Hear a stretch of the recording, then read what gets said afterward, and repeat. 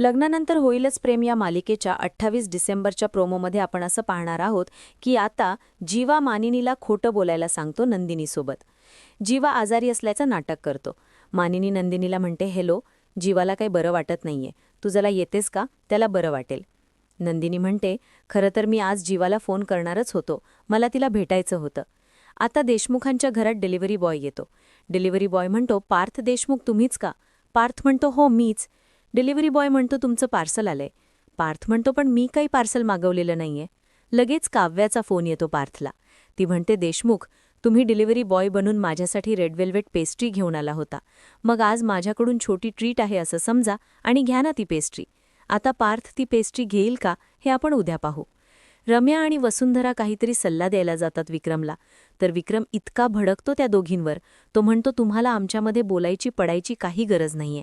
आणि मी तर म्हणेन उलट बरंच झालं. हा त्यांचा भूतकाळ असा सगळ्यांसमोर आला ना, ती बरंच झालं. पण मला एक गोष्ट कळलेली नाहीये, ते तसले फोटो आले कुठून? हे ऐकून त्या दोघी चांगल्याच घाबरतात. आणि इथेच हा प्रोमो संपलेला आहे. भेटूया पुढील भागात. तोपर्यंत नमस्कार.